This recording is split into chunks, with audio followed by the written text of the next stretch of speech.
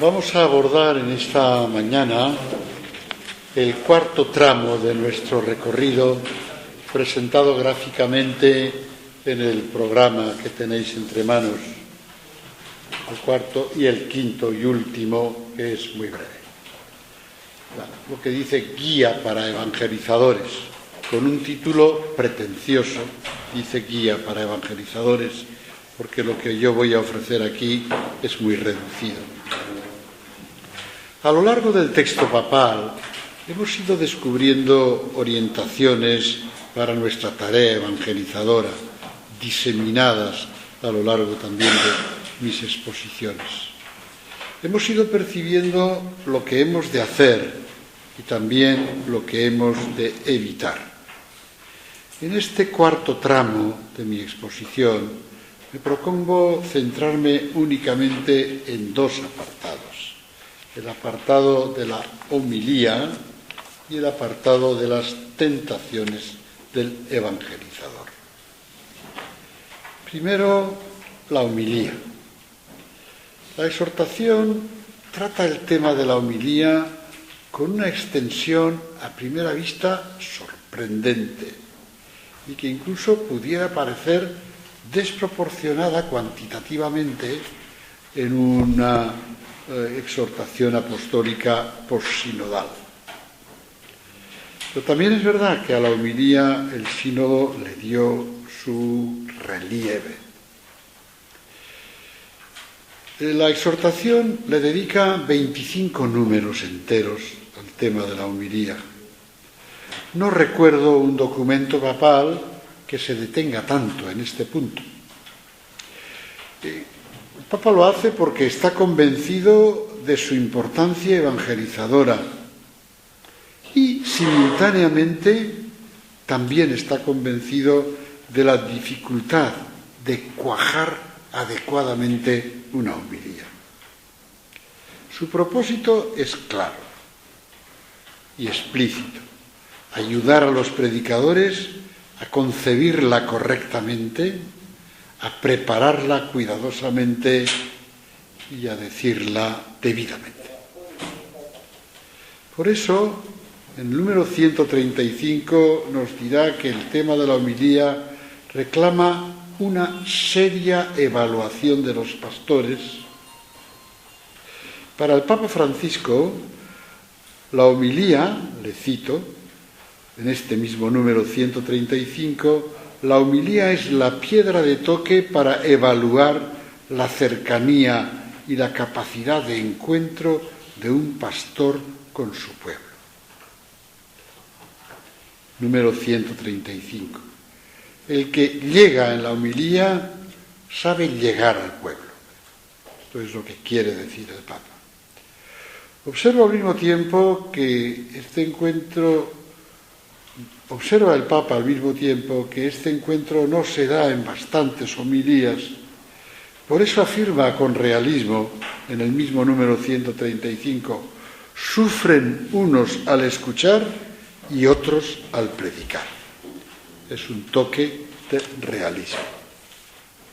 Con respecto de la homilía, son tres los capítulos, los minicapítulos en los que puede condensarse el mensaje papal.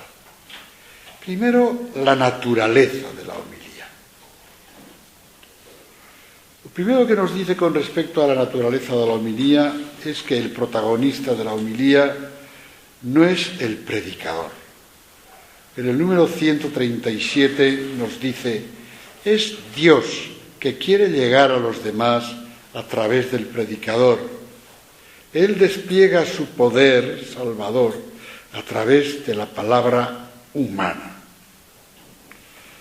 Consecuencia normal de estas palabras es la humildad del que es simple mediación y la docilidad a esa palabra de la que es mediación, a esa palabra que anuncia, serán las primeras actitudes del predicador. El segundo pensamiento que el Papa subraya es: la homilía es una mediación excepcional porque se produce en contexto eucarístico. Y en este sentido, dice en el número 137, supera a toda catequesis.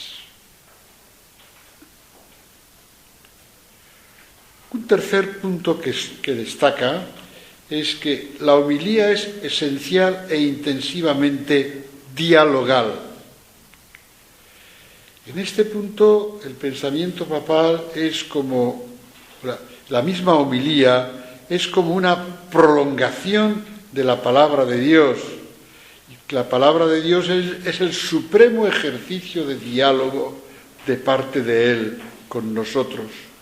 Como nos dice la Dei Verbum número 21, en los libros sagrados, el Padre que está en el cielo sale amorosamente al encuentro de sus hijos para conversar con ellos.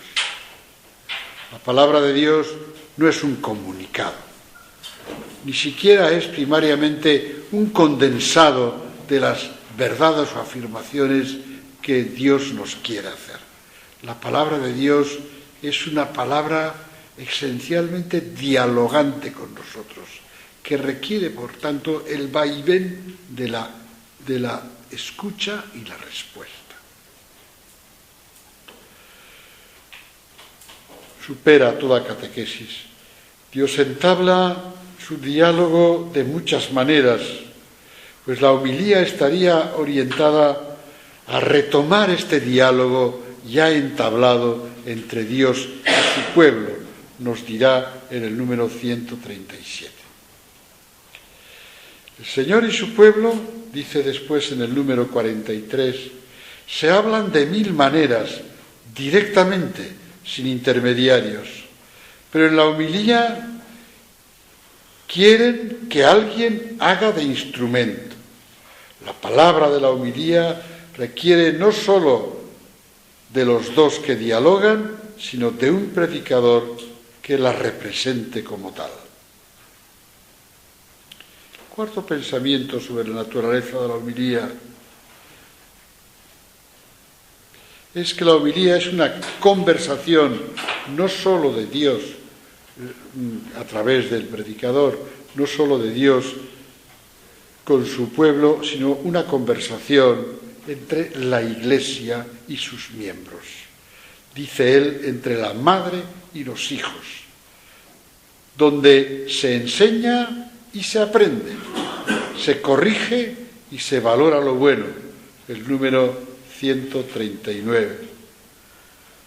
Este intercambio materno-filial reclama del predicador saber escuchar la cultura del pueblo y la fe del pueblo.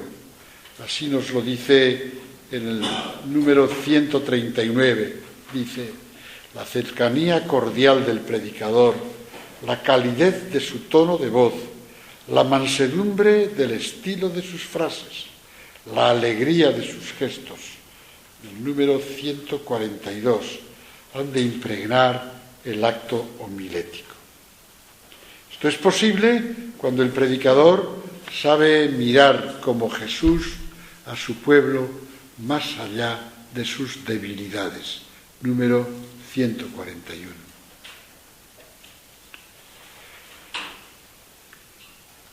Otro pensamiento papal sobre la naturaleza de la homilía. Dice, toda palabra en la Escritura es primero don y luego exigencia. Y saca la consecuencia. En consecuencia, número 142, la predicación puramente moralista o adoctrinadora y también la que se convierte en una clase de exégesis reducen esta comunicación entre corazones que se da en la homilía y que tiene un carácter cuasi sacramental. Número 142. Otro pensamiento que subraya, que recoge el Papa, es que la homilía está dinámicamente orientada a introducirnos a los participantes y al mismo predicador en una comunión con Cristo en la Eucaristía. este vínculo entre la liturgia de la palabra y la liturgia eucarística, en la que la homilía, diríamos, participa de la liturgia de la palabra, pero por su misma dinámica nos introduce en la liturgia de la Eucaristía. Otra característica esencial de la homilía consiste, ya lo había dicho algo antes, en conectar con lo que los fieles necesitan escuchar. Por eso, en el número 154 dirá: un predicador es un contemplativo de la palabra y también un contemplativo del pueblo. Número 154.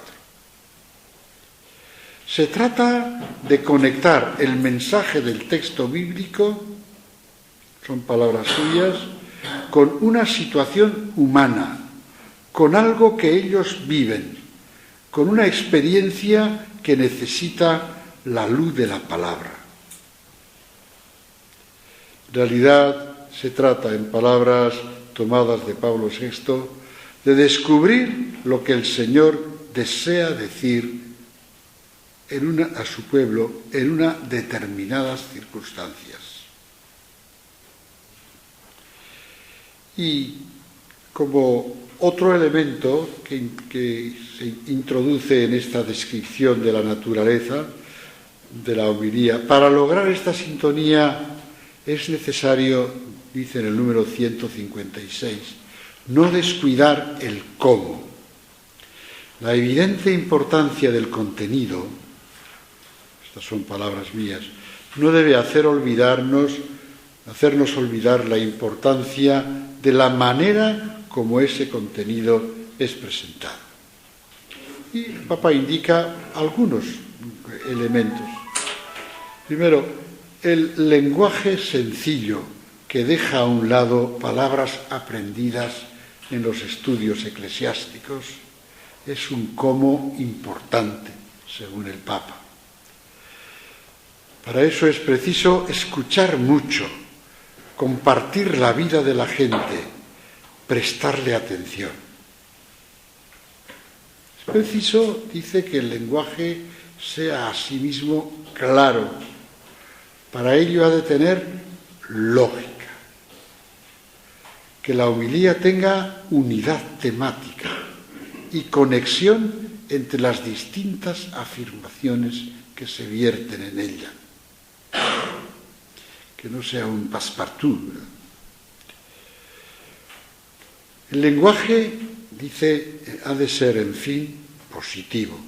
En el número 159 dice: no dice tanto la homilía, no dice tanto lo que no hay que hacer, sino que propone lo que podemos hacer mejor.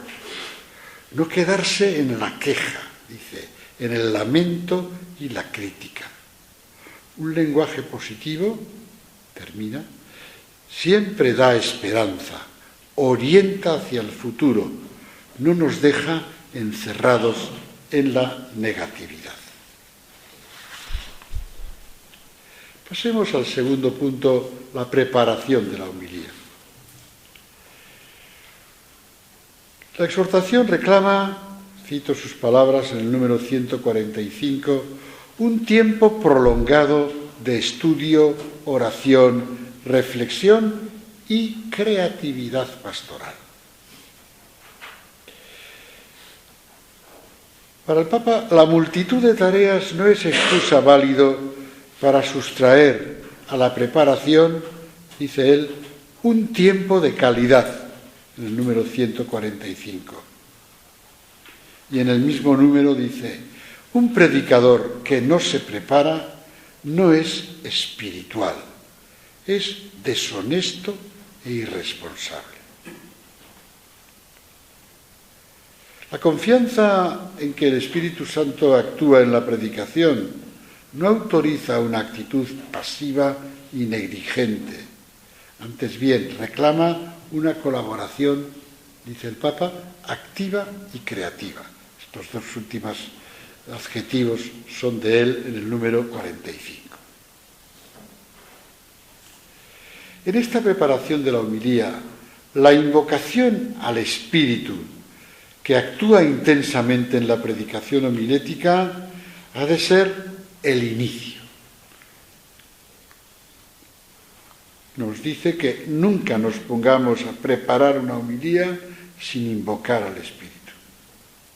Dice, y a continuación hemos de prestar, y vuelvo a citar sus palabras, toda la atención al texto bíblico que debe ser el fundamento de la predicación, puesto que, como decía Pablo VI, no somos ni los dueños ni los árbitros, sino los depositarios, los heraldos, los servidores, Evangelii Nunciandi 71, hemos de acercarnos con humildad y asombrada veneración, nos dice el Papa, a estudiarla con sumo cuidado y con un santo temor de manipularla,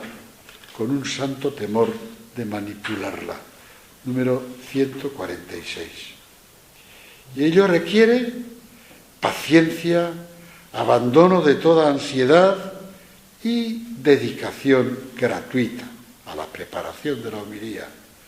Por eso la preparación requiere amor. Uno solo dedica un tiempo gratuito y sin prisas a las personas que ama. Y aquí se trata de amar a Dios, que ha querido hablar. Y subraya la palabra hablar. Número 146. Según la exhortación, el estudio del texto bíblico habrá de darnos la comprensión adecuada del sentido, del mensaje, del texto al que accedemos. El Papa no deja de ver la dificultad que tiene esta comprensión, dados los 2000 o 3000 años que nos separan del origen y las muy notables diferencias de mentalidad y sensibilidad cultural entre el escrito sagrado y nosotros. Hay recursos, dice, para salvar esta distancia. Y para quienes pueden sentirse más o menos abrumados por esta difícil comprensión, dice, no se trata de entender todos los detalles de un texto. Lo más importante es descubrir cuál es el mensaje principal, el que el autor ha querido, en primer lugar, transmitir, dice en el número 47. Es vital identificar correctamente este mensaje, porque lo que hemos de transmitir en la predicación es ese mismo mensaje adaptado a las circunstancias socioculturales y a los problemas y necesidades de la gente que nos escucha. Oigámosle al Papa mismo. De otra manera, uno fácilmente le hará decir a ese texto lo que le conviene, lo que le sirve para confirmar sus propias decisiones, lo que se adapta a sus propios esquemas mentales. Esto, en definitiva, sería utilizar algo sagrado para el propio beneficio y trasladar esa confusión al pueblo de Dios. Lo dice en el número 152. Con sus propias palabras, con su propio tono cálido, el Papa dice aquí lo que ya la Pontificia Comisión Bíblica dejó bien claro en estas tres afirmaciones. Primera, es preciso captar el mensaje bíblico originario para no caer en la arbitrariedad y en el extremo de hacer decir a la palabra lo que no dice. La segunda observación de la Pontificia Comisión Bíblica es: la situación presente es muy diferente de la originaria. Es preciso iluminar la situación presente con la palabra de tal manera que no exista ni un arqueologismo anacrónico, ni una aplicación arbitraria y desconectada del sentido originario. No se trata, por una fidelidad más malentendida, de no salirnos de la Biblia y de hablar con los mismos términos y punto, pero tampoco de lo otro, de una aplicación arbitraria y desconectada del sentido originario. Tiene que haber siempre una conexión entre el sentido originario y el sentido que nosotros damos a esa palabra de Dios en la homilía. Y tercera reflexión de la Comisión Bíblica, de la Pontificia Comisión Bíblica. En consecuencia, el parentesco existente entre el sentido originario y el sentido actualizado ha de consistir en una verdadera analogía. Este es un texto del pontificio que fue aprobado por Juan Pablo II.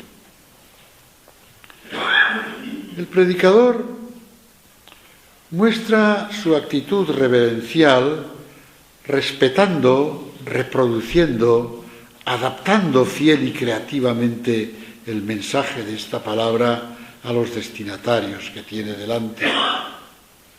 Vale la pena repetir aquí un texto que ya cité en otro contexto, el primer día, porque este sería el lugar más adecuado para este texto. Dice el Papa: si un texto fue escrito para consolar, no debería ser utilizado para corregir errores. Si fue escrito para exhortar, no debería ser utilizado para adoctrinar. Si fue escrito para enseñar algo de Dios, no debería ser utilizado para explicar diversas opiniones teológicas. Si fue escrito para motivar la alabanza o la tarea misionera, no la utilicemos para informar acerca de las últimas noticias. Lo dice en la página, en el número 147. Y 1C, las actitudes requeridas o las disposiciones del predicador. La reflexión de la exhortación sobre este punto se abre con un magnífico texto de Pastores Davo Bovis. Dice Pastores Davo Bovis, en el número me parece que 29, que no lo he puesto aquí. El predicador debe ser el primero en tener una gran familiaridad personal con la palabra de Dios. No le basta conocer su aspecto lingüístico y exegético, también necesario. Necesita acercarse a la palabra con un corazón dócil y orante para que ella penetre a fondo en sus pensamientos y sentimientos y engendre dentro de sí una mentalidad nueva. Hasta aquí las palabras de Pastores Davo Bovis, que el Papa cita enteramente, no el número entero, pero cita más que lo que yo cito. Y continúa el Papa: si está vivo este deseo de escuchar primero nosotros la palabra que tenemos que predicar, esta se transmitirá de una manera u otra al pueblo fiel de Dios. Las lecturas del domingo resonarán en el corazón del pueblo si primero resonaron así en el corazón del pastor. Número 149. Quien quiera predicar, primero debe estar dispuesto a dejarse conmover por la palabra y a hacerla carne en su propia existencia. Son palabras del Papa. Tiene que aceptar ser herido por esa palabra que herirá a los demás, porque es una palabra viva y eficaz. La gente exige a los evangelizadores que le hablen de un Dios a quien ellos conocen y tratan familiarmente. Número 150. En suma, la familiaridad con la palabra de Dios es el contexto requerido para que esa palabra de Dios eficaz se convierta en efectiva. Quisiera haceros una observación personal sobre la diferencia entre palabra de Dios eficaz y palabra de Dios efectiva. Palabra de Dios eficaz significa que esa palabra puede crear en nosotros, tiene poder, tiene vigor, tiene fuerza para despertar en nosotros la fe, la conversión, la alegría, el espíritu orante, el espíritu evangelizador. Tiene fuerza, puede. La palabra eficaz se convierte en efectiva cuando de hecho logra esos efectos en nosotros. Y no es lo mismo una cosa que otra. Diríamos, eficaz era la semilla que cayó en el camino, en la parábola del sembrador, pero no produjo fruto. Eficaz era la semilla que cayó en tierra pedregosa, pero no creó fruto. Eficaz era la palabra que sembró en una tierra mejor, pero con muchos cardos y abrojos, pero no produjo su fruto. Produjo su fruto una palabra que al 30, al 60 o al 100 por uno en una tierra mullida, cultivada, regada. Pues bien, entre la escucha de la palabra de Dios o la lectura de la palabra de Dios y el corazón, porque la palabra se hace efectiva cuando llega al corazón, hay un camino por recorrer. Y en ese camino, la palabra puede encontrarse con muchas dificultades que la bloquean de alguna manera y que impiden que produzca en nosotros el efecto que debe tener y que puede tener. Entonces, hacer que la palabra de Dios sea palabra efectiva, sabiendo cuáles son las dificultades con las que se encuentra, dificultades socioculturales, dificultades a veces hasta eclesiales, dificultades personales, resistencias con las que se encuentra en ese recorrido de la palabra desde el oído hasta el corazón, analizar esas dificultades y procurar irlas por lo menos apaciguando en la medida posible, es una manera de hacer que la palabra eficaz de Dios se haga efectiva. Ciertamente, la misión de la palabra, entonces, en primer lugar, pues, esta reflexión. Pero una segunda reflexión. La misión homilética reclama de nosotros no solo el deseo de escuchar a Dios y de dejarnos tocar por Él, sino también la respuesta de una vida que intenta cumplir la palabra anunciada. Requiere, como dirá el Papa en el número 151, que los predicadores se dejen penetrar por su palabra antes de transmitirla. Su mensaje debe pasar realmente a través del predicador, pero no solo por su razón, sino tomando posesión de todo su ser.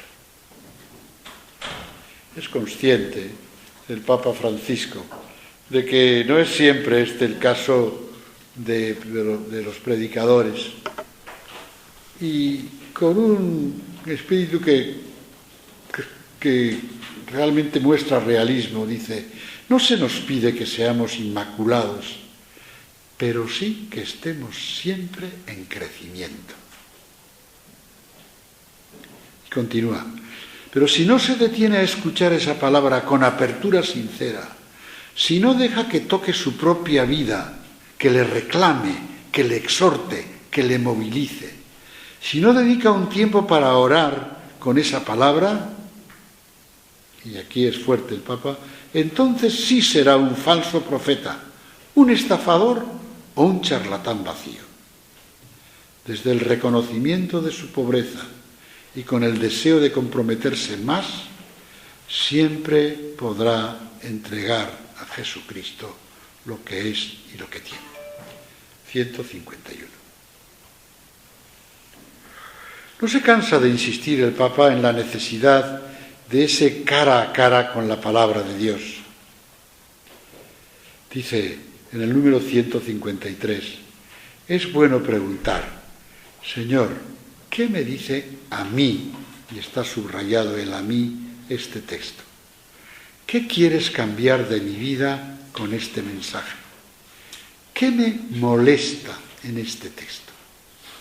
¿Por qué esto no me interesa? O bien, ¿Qué me agrada? ¿Qué me estimula de esta palabra? ¿Qué me atrae? ¿Por qué me atrae? Como veis, el espíritu ignaciano de Francisco se refleja en estas preguntas que están consignadas en el número 153. Conoce la exhortación, las reacciones de resistencia que este ejercicio puede provocar en nosotros. Y dedica el número 153 precisamente a apuntar algunas de estas resistencias. Podemos simplemente sentirnos molestos o abrumados y cerrarnos. Otra tentación muy común, dice, es comenzar a pensar lo que el texto dice a otros para evitar aplicarlo a mi propia vida. También sucede que uno comienza a buscar excusas que le permitan diluir el mensaje específico de un texto. Otras veces, sigue diciendo, pensamos que Dios nos exige una decisión demasiado grande que no estamos todavía en condiciones de tomar.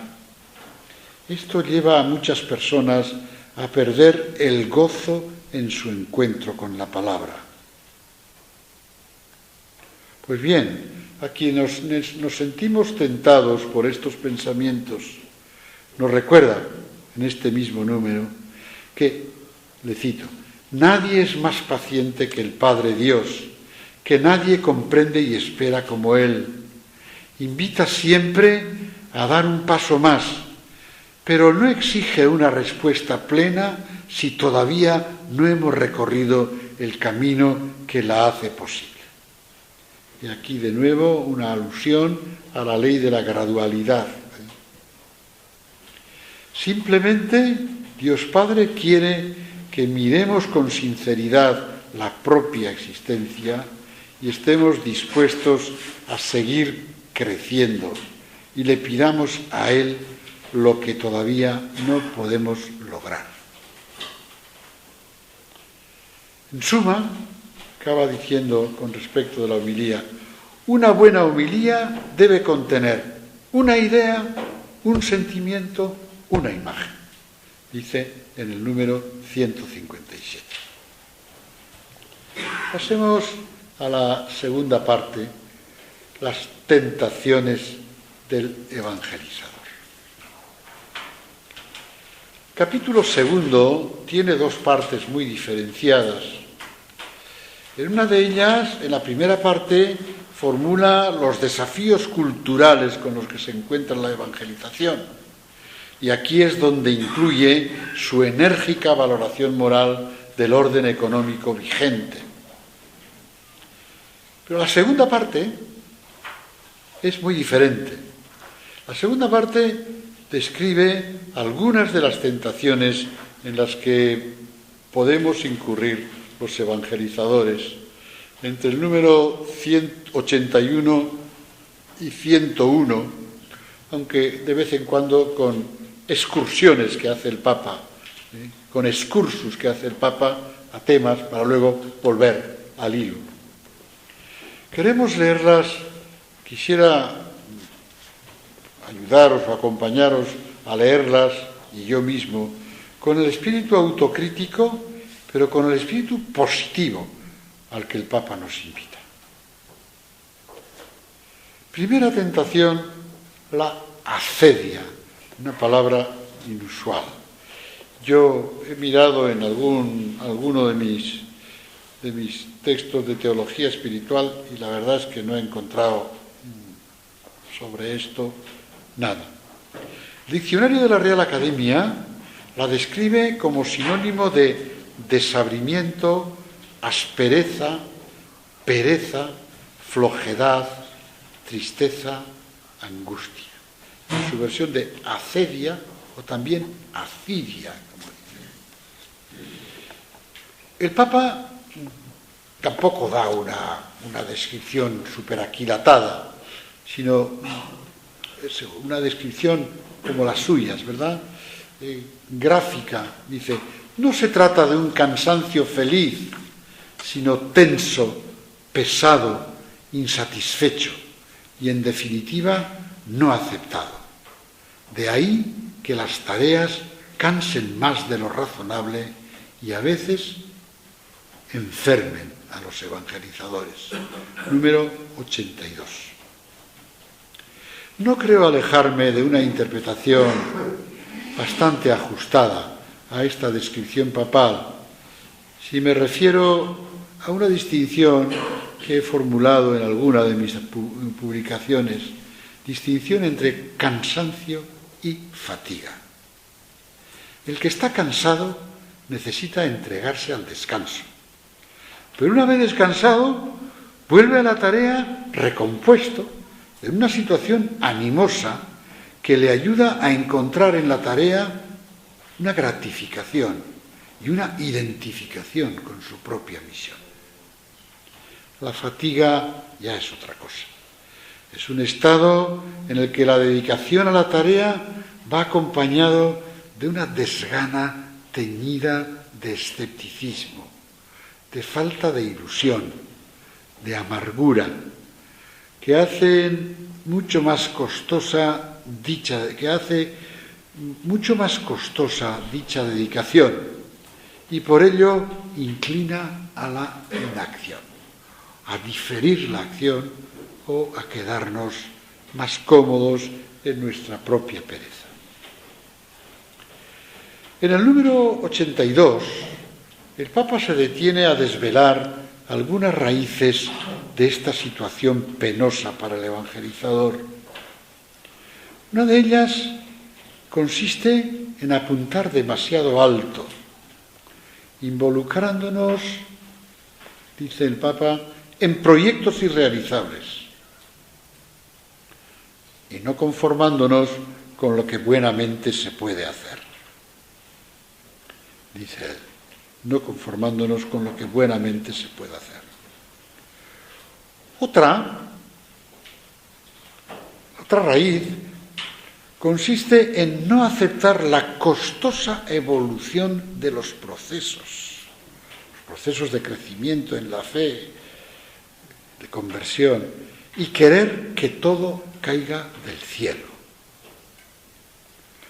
Otra de las raíces que él recoge es la vanidad que sueña con éxitos imaginarios y puede conducir también al evangelizador a este estado preocupante.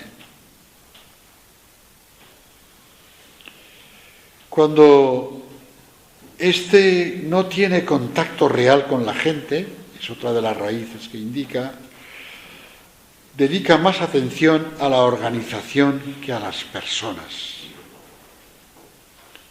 Entonces se están colocando las bases para caer en este estado. Con una frase gráfica, el Papa observa que a tales evangelizadores más atentos a la organización, les entusiasma más la hoja de ruta que la ruta misma. Otra de las raíces que indica es la siguiente. Otros sucumbirían a la acedia por un inmediatismo ansioso, que no sabe esperar y quiere dominar el ritmo de las cosas y los procesos. Entonces no toleran lo que signifique alguna contradicción, un aparente fracaso, una crítica, una cruz. En suma, en el número 83 dice: desilusionados con la realidad, con la Iglesia o consigo mismo, viven la constante tentación de apegarse a una tristeza dulzona y sin esperanza. La experiencia del pastor y del responsable cercano de pastores se hace patente en este análisis, me parece. Segunda tentación, el pesimismo estéril. En el número 85 dice: una de las tentaciones más serias que ahogan el fervor y la audacia es la conciencia de derrota que nos convierte en pesimistas quejosos y desencantados, con cara de vinagre, dice, número 85. El documento reconoce, y vuelvo a citarle, que es cierto que en algunos lugares se produjo una desertificación espiritual, fruto del proyecto de sociedades que quieren construirse sin Dios o que destruyen sus raíces cristianas. Me parece intuir en estas palabras la mirada de un papa latinoamericano al panorama europeo. Y en el número 86, al que pertenece también este texto, dice: en otros países la resistencia violenta al cristianismo obliga a los cristianos a vivir su fe casi a escondidas en el país que aman. No es difícil adivinar en quiénes y en qué países está pensando al escribir estas dos líneas. Pero no hace falta que el Papa se asome a estos amplios espacios para que él mismo encuentre otros lugares desérticos más cercanos. Dice en el número 86, también la propia familia o el propio lugar de trabajo puede ser ese ambiente árido donde hay que conservar la fe y tratar de irradiarla. El evangelizador, esto no lo dice el Papa, pero creo que podría haberlo dicho, puede experimentar también una cierta situación de desierto, incluso en el seno de comunidades cristianas progresivamente menguantes, en las que la rutina, la sensación de decadencia, la desesperanza respecto del futuro son bastante palpables. No alude, pero creo que es una pequeña aportación mía con el valor que tenga. Esta sensación de desierto puede minar fácilmente la moral anímica del evangelizador. La exhortación se propone levantarla, ofreciéndole reflexiones nacidas de la genuina experiencia creyente. Dice el Papa en el número 84, a 50 años del Concilio Vaticano II, aunque nos duelan las miserias de nuestra época y estemos lejos de optimismos ingenuos, el mayor realismo no debe significar menor confianza en el espíritu ni menor generosidad. Porque cuando caemos en esta desesperanza, esta desconfianza, en realidad estamos olvidando por lo menos en la práctica una verdad primaria de nuestra fe, que el Señor mantiene su voluntad salvífica, su eficaz voluntad salvífica, también en nuestra sociedad y también por las generaciones de nuestra sociedad, incluso para las más alejadas, por caminos que a veces se nos pueden escapar a nosotros y que no son quizá los que nosotros elegiríamos ni los que nos vienen a la imaginación, pero sabemos que esa voluntad salvífica no ha perdido un ápice del vigor que tiene la voluntad salvífica de Dios. Y al llegar, el Papa no lo dice esto, pues son comentarios. Al llegar a este punto, sí introduce una larga cita del Papa Juan, que califica a los que no ven en los tiempos modernos sino prevaricación y ruina como personas que carecen del sentido del discernimiento y la medida, número 84. La respuesta, pues, a la situación presente no es el derrotismo pesimista, sino la confianza. En el número 85 nos dirá: el que comienza sin confiar perdió de antemano la mitad de la batalla y entierra sus talentos. Y en el mismo número, el mal espíritu de la derrota es hermano de la tentación de separar antes de tiempo el trigo de la cizaña. es producto de una desconfianza ansiosa y egocéntrica, dice. Para consolidar esta confianza, a veces debilitada también por la dolorosa frecuencia de las propias fragilidades, nos recuerda las palabras del Señor. Te basta mi gracia porque mi fuerza se manifiesta en tu debilidad. 2 Corintios, capítulo 12, versículo 9. El triunfo cristiano es siempre una cruz, pero una cruz que es al mismo tiempo enseña de victoria.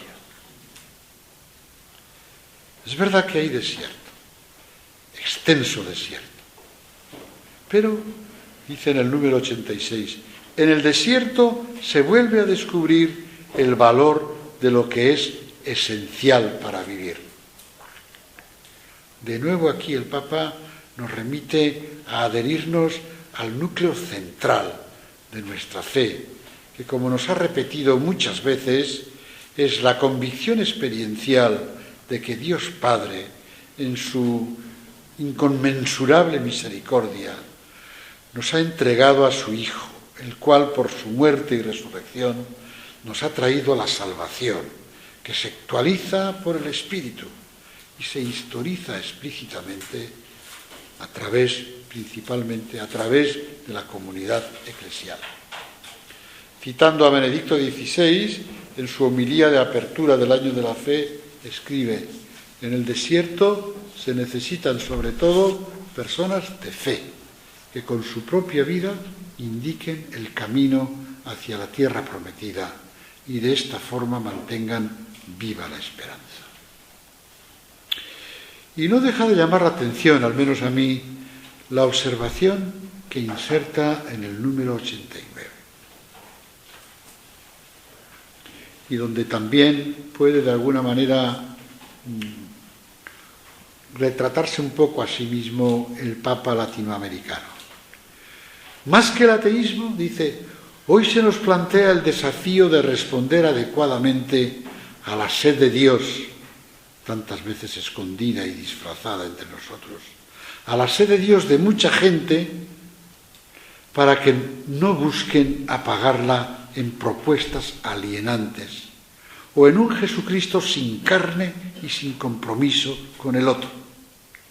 Si no encuentran en la Iglesia una espiritualidad que los sane, los libere, los llene de vida y de paz, al mismo tiempo que los convoque a la comunión solidaria y a la fecundidad misionera, terminarán engañados por propuestas que no humanizan ni dan gloria a Dios. Puesto que esta última frase es un poco larga, la voy a repetir.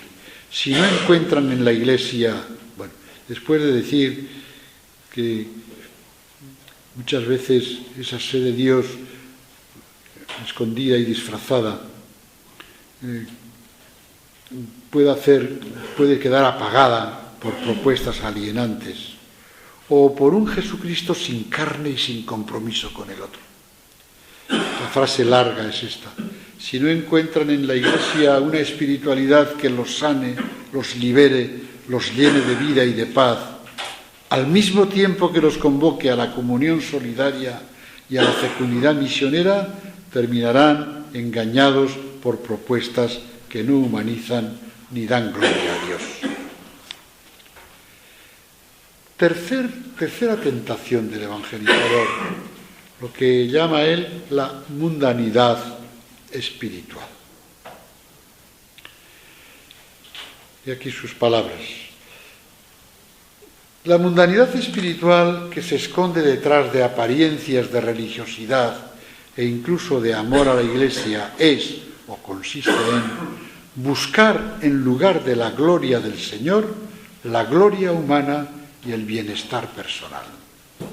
Es un modo sutil de buscar sus propios intereses y no los de Cristo Jesús. No he apuntado aquí el número, pero es muy sencillo. Veis en el programa, en el índice. El Papa recoge esta denominación de una obra del padre Henri de Lubac, muy importante, Meditación sobre la Iglesia, y sintoniza con su afirmación, esta afirmación es de Henri de Lubac, de que sería infinitamente más desastrosa esta mundanidad espiritual que cualquier otra mundanidad simplemente moral. Y en el número 95, la exhortación recoge algunas expresiones de esta mundanidad. ¿En qué se manifiesta? ¿Cómo se expresa? La primera consiste en un cuidado ostentoso de la liturgia, de la doctrina y del prestigio de la Iglesia, que no se corresponde con una preocupación, dice, porque el Evangelio tenga una real inserción en el pueblo de Dios, fiel de Dios, y en las necesidades concretas de la historia. Más preocupados por ese cuidado ostentoso de la liturgia, de la doctrina y del prestigio de la Iglesia. La segunda expresión consiste en una fascinación por mostrar conquistas sociales y políticas.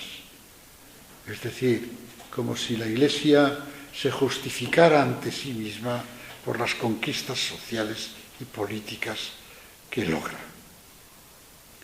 La tercera expresión de esta mundanidad espiritual se muestra en una densa vida social llena de salidas, reuniones, cenas, recepciones.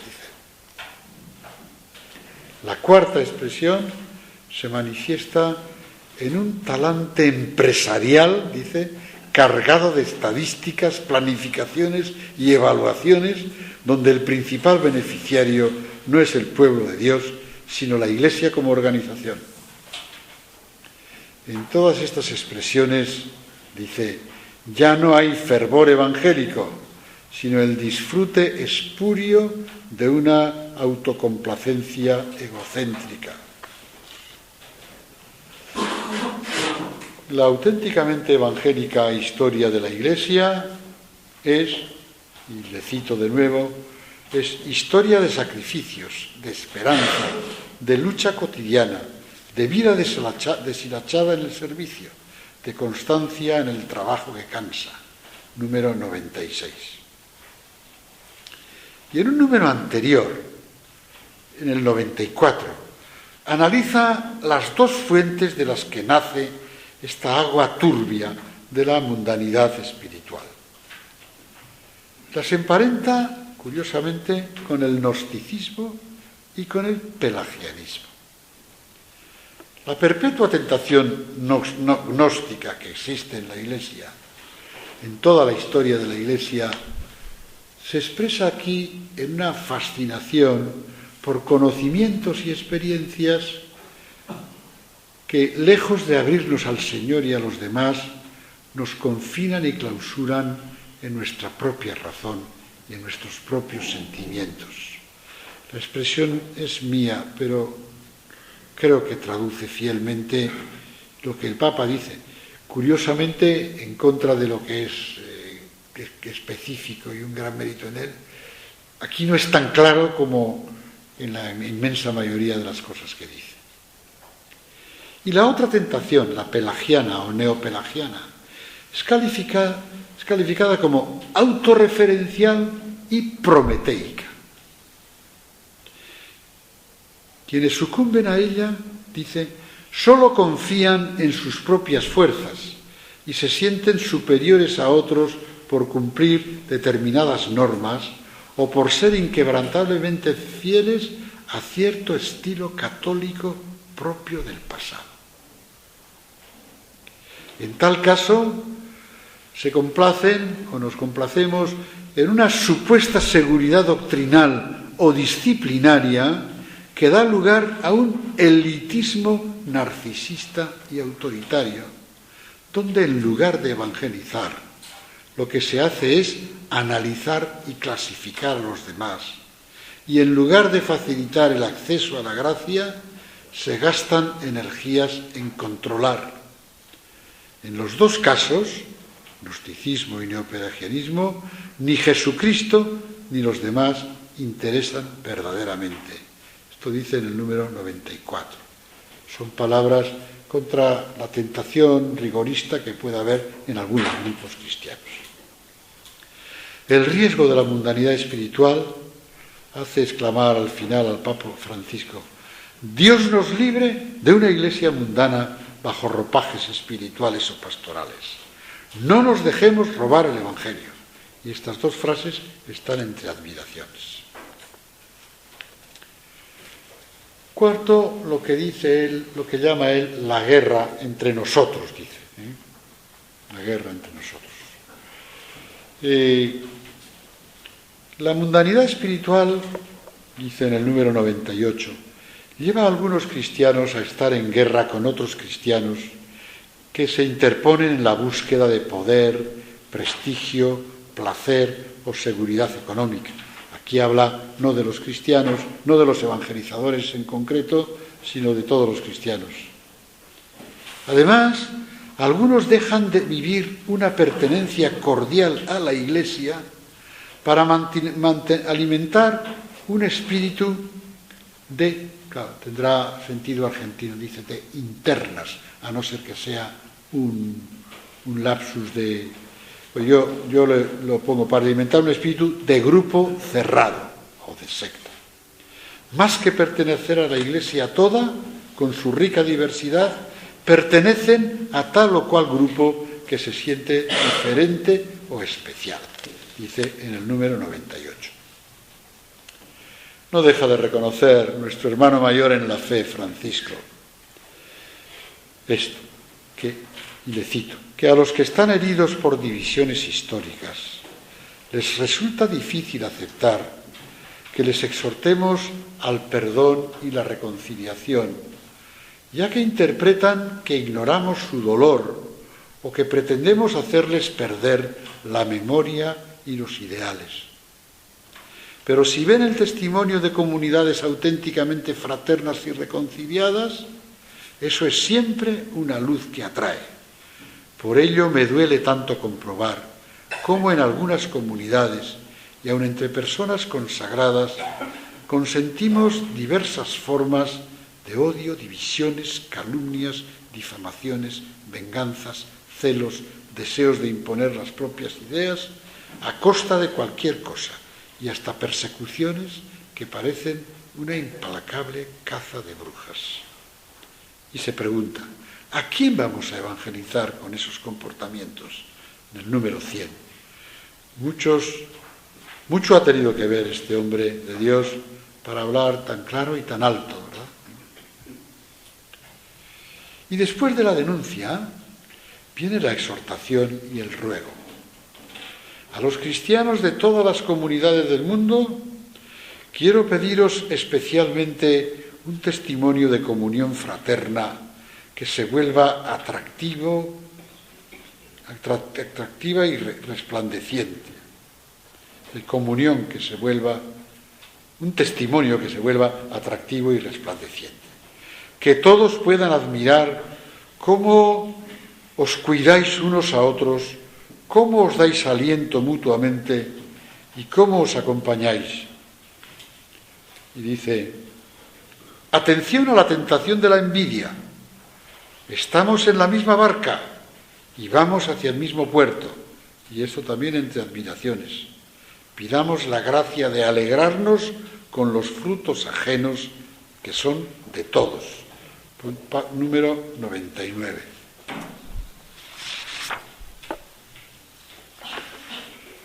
Rapidísimamente el punto E. Nada, esto es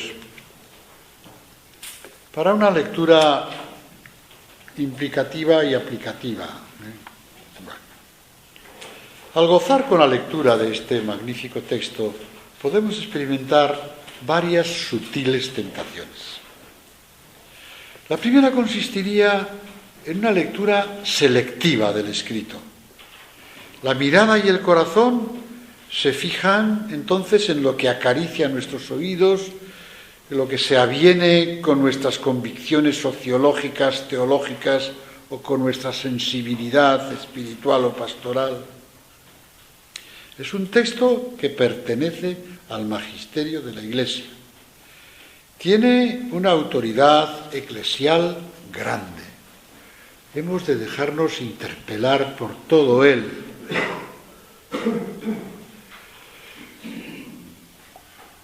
Y tras habernos dejado interpelar por lo que en todos esos puntos se nos dice en el texto,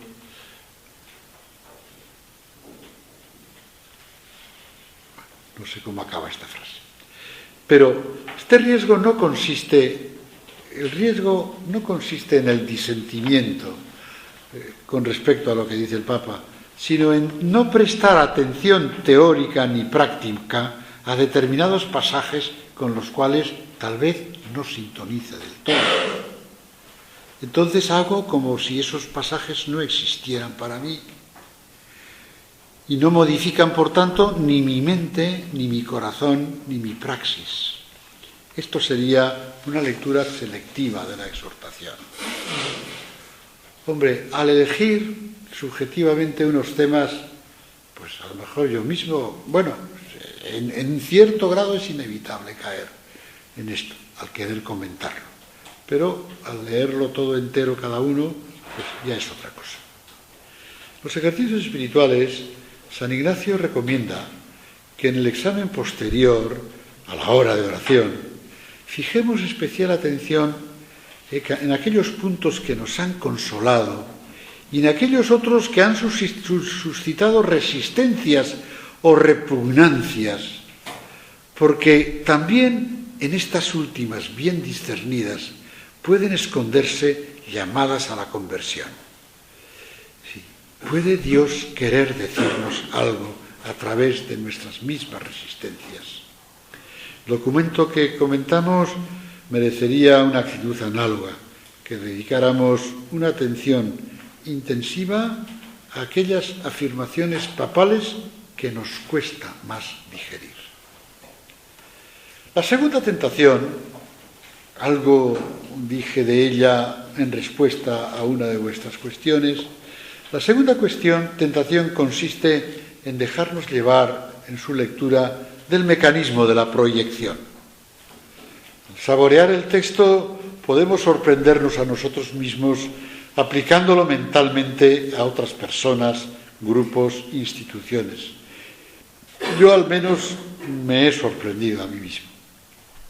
Qué bien le viene esta frase a tal o tal persona, a tal o tal parroquia, que no es la mía, a tal o tal grupo, al que no pertenezco, a tal o tal institución de la que me siento lejano. La primera aplicación debe afectarnos a nosotros mismos y, por extensión, a los grupos eclesiales a los que pertenecemos o respecto de los cuales tenemos una responsabilidad siquiera compartida. El Papa advierte de este riesgo en el pasaje en el que nos recomienda explícitamente la lectura de la palabra de Dios. Dice en el número 153, cuando uno intenta escuchar al Señor, suele haber tentaciones. Y una de ellas, muy común, es comenzar a pensar lo que el texto dice a otros para evitar aplicarlo a la propia vida. Recomiendo la lectura íntegra de este número 153, que describe unas cuantas tentaciones. Buscar excusas, ya lo hemos leído. Y nos invita siempre a dar un paso más, pero no exige una respuesta plena si todavía no hemos recorrido el camino que la hace posible. Eso sí, siempre que estemos dispuestos a seguir creciendo. La tercera tentación es la autocomplacencia, de quien se siente plenamente confirmado en su pensar, sentir y creer, Pero no se trata solo de pensar, sentir y crear, se trata también de poner por obra eso que pensamos, sentimos y creemos. Y si somos sinceros, habremos de reconocer que los males y deficiencias de nuestra Iglesia no solo se alojan, como se dice muchas veces, en el Vaticano, o en las diócesis, en la cabecera de las diócesis, o en las congregaciones religiosas, o en la disciplina vigente. Hay una parte alícuota de estas deficiencias en mí, y en los grupos e instituciones que dependen de mí. Aquí se cumple aquel pensamiento de Gabriel Marcel, el filósofo de la posguerra francés, cristiano, convertido. La línea divisoria entre el bien y el mal no pasa por fuera de nosotros, atraviesa nuestro propio corazón. Podemos estar totalmente de acuerdo con este escrito y no mover un dedo para barrer nuestra propia casa. Podemos, por ejemplo, y esto nos lo dice el Papa en el número 82, prestar más atención a la organización que a las personas. Y, por fin, una tentación de que el entusiasmo que en grandes áreas de la Iglesia e incluso de la sociedad ha suscitado este Papa nos pueda hacer caer en una papolatría que él mismo denuncia cuando dice que hay que hablar menos del Papa y más de la Iglesia y de Dios. Podemos sentirla especialmente aquellos que más sintonicemos con las palabras o los gestos o los escritos de este Papa. Ciertamente creo que este Papa nos da motivos para avivar nuestra esperanza. Pero en la apelación al Papa hemos de guardar el respeto y la veneración que se merece su palabra y también la sobriedad y el equilibrio exento a exageraciones papolátricas. Estar continuamente citándole, pretender confirmar nuestras afirmaciones, todas las que podamos, con el respaldo papal, no se corresponde con la naturaleza del papado, que como él mismo nos ha recordado, no es la instancia omnipresente que dictamina sobre todo lo que sucede en los diversos lugares de la Iglesia. Si he de ser completamente sincero, siempre me han contrariado dos comportamientos contrapuestos. Primero, el de aquellos que casi por sistema no le citan nunca o casi nunca, y el de quienes necesitaban aderezar exageradamente sus intervenciones con un empedrado de citas y citas pontificias. El Papa no es Jesucristo, sino el sucesor de Pedro. La mejor manera de ofrecer al Papa la neta y firme adhesión que se merece y que nos pide es abrir en nosotros y en lo que depende de nosotros o está a nuestro alcance los surcos necesarios para que sus grandes intuiciones evangélicas y sus atinadas orientaciones pastorales penetren y mejoren la calidad evangélica y evangelizadora de nuestra vida y ministerio. Amaitu dut.